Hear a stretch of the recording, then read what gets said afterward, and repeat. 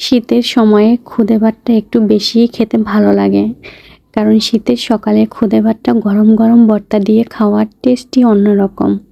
Hello everyone, আসসালামু আলাইকুম। আশা করি সবাই ভালো আছেন। অনেক দিন পরে একটা রান্নাবান্নার ভিডিও নিয়ে চলে আসলাম।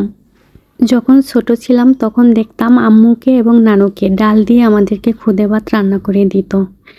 যখন বড় হলাম তখন দেখতেছি যে সবাই সাদা সাদা করে খুদে ভাত খায়, মানে যখন বুঝতে শিখেছি।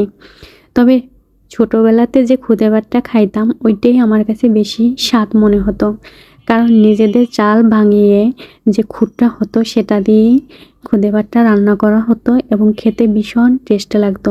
আমার কাছে মনে হয় আগেরকার দিনে সবার হাতের রান্নার মতো এখনকার দিনের রান্নাটা আমার কাছে বেশি একটা ভালো লাগে না।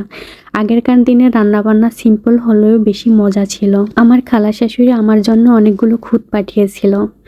তো এখন মাঝে মাঝেই আমি খুদে ভাত রান্না করে থাকি এবং আমার বাসায় সবাই খেতে খুব ভীষণ পছন্দ করে।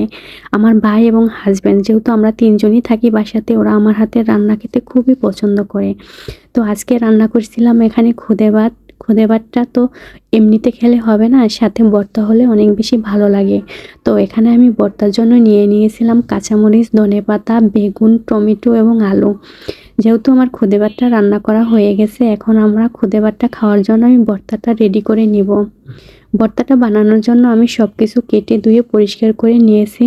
এখন আমি ভর্তাটা তৈরি করার জন্য কাঁচামরিচ, পেঁয়াজ, রসুন এবং ধনেপাতাটা আমি ভালো মতো ভেজে নিয়েছি। ভাজা হয়ে গেলে আমি একটু এটা তুলে নিয়েছি, কারণ তুলে নিয়ে আমি এখন ওই ওই পাতিলটাতেই আমি বেগুন এবং টমেটোটা বসিয়ে দিয়েছি ভাজার জন্য। যতক্ষণ না আমি এই জিনিসটা ভাজতে থাকবো ততক্ষণ আমার ভর্তা বানানোটা হয়ে যাবে। এখানে আমি ধনেপাতা দিয়ে কাঁচামরিচ ভর্তা বানিয়েছি। ভর্তাটা খুবই ভালো ছিল এবং এখানে বেগুন আর টমেটোটা আমি একসাথে করে ভর্তা বানাবো।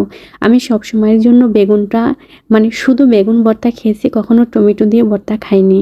অনলাইনে মাঝে মাঝে অনেক আপুদের ভিডিও দেখি, তারা বেগুন দিয়ে টমেটো ভর্তা করে, তাই ওই দিনকে বানিয়েছিলাম।